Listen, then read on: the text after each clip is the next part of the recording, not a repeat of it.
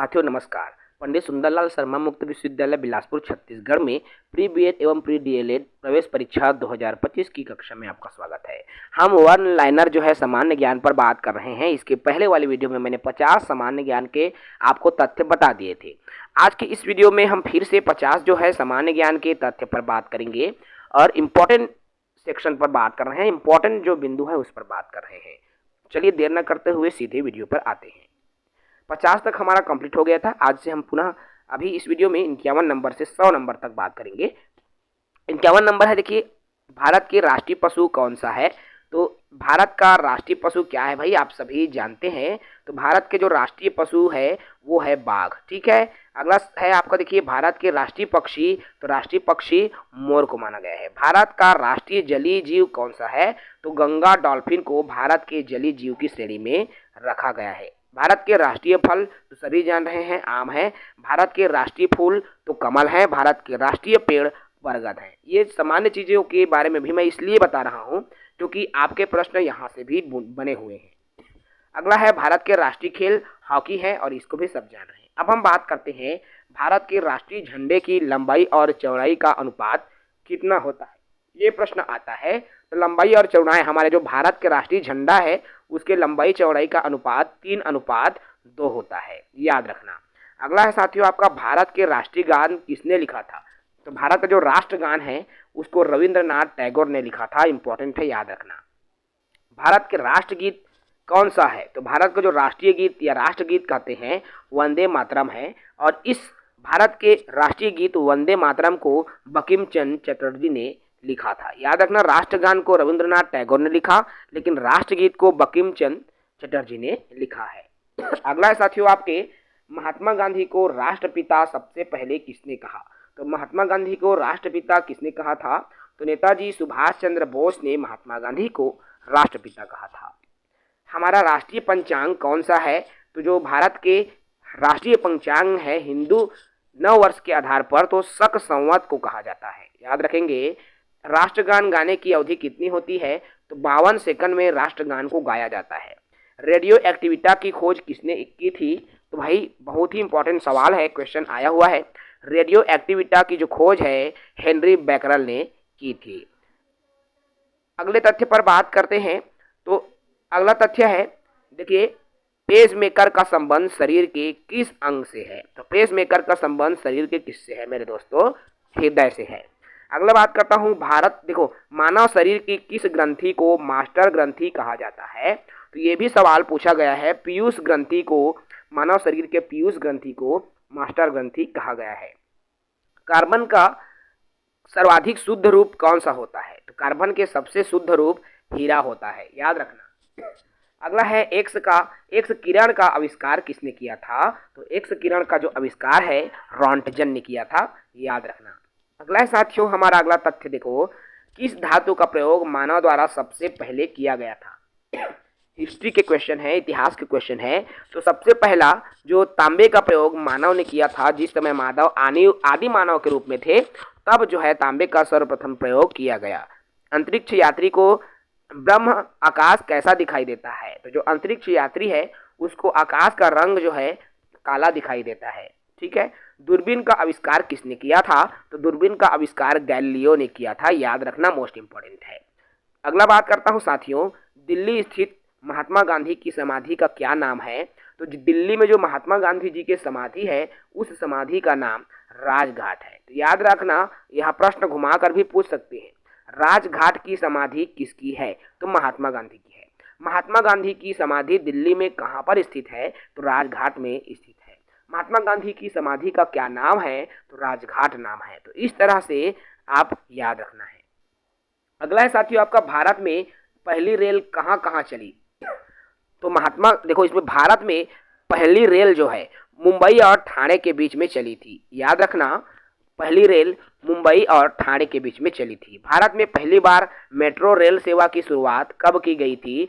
तो कहाँ की गई थी, किस नगर में की गई थी। तो ये कोलकाता में की गई थी, याद रखना मेरे दोस्तों, इंपॉर्टेंट है। अगला बात करते हैं, भारत में रेल का आरंभ कौन से सन में। तो 1853 में मुंबई और ठाणे के बीच में प्रथम रेल चली और रेल का शुभारंभ जो है 1853 में हुआ था। तो भारत देखो प्रथम भारतीय अंतरिक्ष यात्री कौन थी?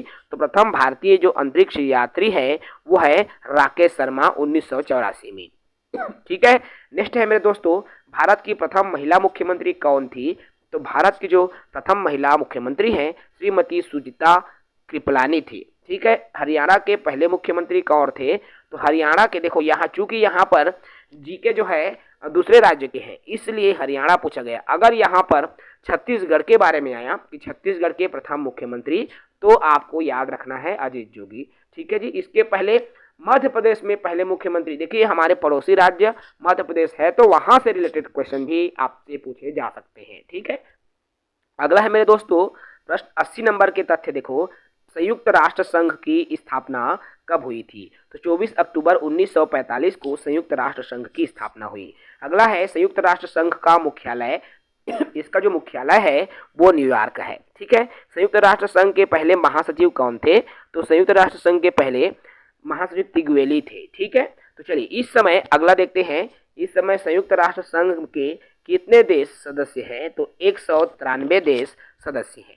अगला है मेरे दोस्तों, संयुक्त राष्ट्र संघ सुरक्षा परिषद के कितने देश सदस्य होते हैं? तो संयुक्त राष्ट्र संघ के सुरक्षा परिषद के 15 देश जो है सदस्य होते हैं। ठीक है। और इसमें कभी कभी किसी राज्य को, किसी देश को हटा दिया जाता है, किसी भी देश को, है ना, तो ये राष्ट्र की बात होती है। संयुक्त राष्ट्र संघ सुरक्षा परिषद कितने देश स्थायी? तो 5 देश, इसमें से 5 देश स्थायी सदस्य होते हैं। अंतर्राष्ट्रीय न्यायालय कहाँ स्थित है? तो द हेग हॉलैंड में स्थित है।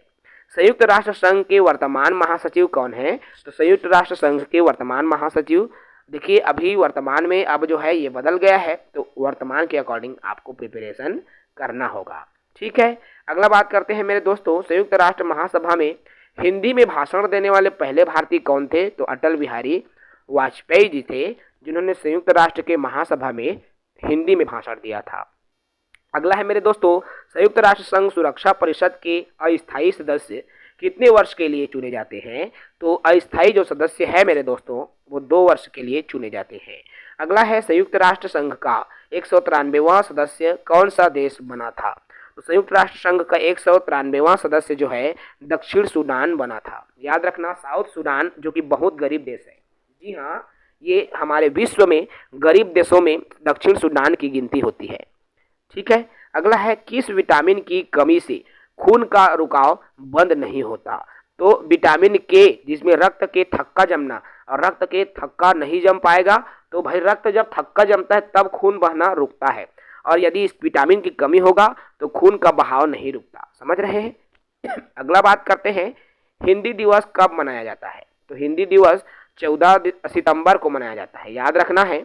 अगला है मेरे दोस्तों, संविधान के किस अनुच्छेद द्वारा हिंदी को राष्ट्रभाषा घोषित किया गया है? तो अनुच्छेद 343 के तहत। ओलंपिक खेलों की एकल स्पर्धा में स्वर्ण पदक जीतने वाले एकमात्र भारतीय कौन थे? तो अभिनव बिंद्रा। याद रखना है मेरे दोस्तों।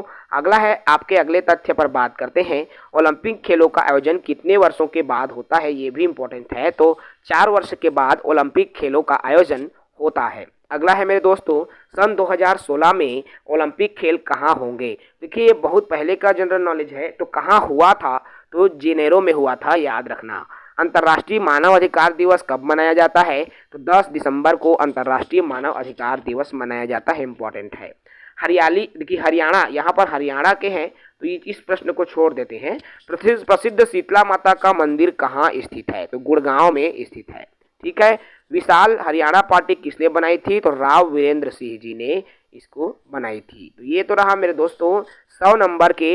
इसमें देखिए 50 जो तथ्यात्मक प्रश्न, 50 वन लाइनर क्वेश्चन, और इनमें से कई प्रश्न जो है आपके एग्जाम में पूछे गए हैं, इसलिए मैं उन्हीं प्रश्नों को लेकर आप सभी तक जो है वन लाइनर जो तथ्य बता रहा हूं जो आपके एग्जाम में पूछे जाते हैं। और इन प्रश्नों को आप बहुत अच्छे से रिपीट करके वीडियो को देख लीजिएगा, क्योंकि ऐसे क्वेश्चंस जो है आपके एग्जाम में पूछे जाते हैं। एग्जाम का जो लेवल है, पंडित सुंदरलाल शर्मा मुक्त विश्वविद्यालय का लेवल ज़्यादा अंदर का नहीं रहता, लेकिन आपको विस्तृत अध्ययन करना होगा, क्योंकि आपके क्वेश्चन कहीं से भी आ सकते हैं।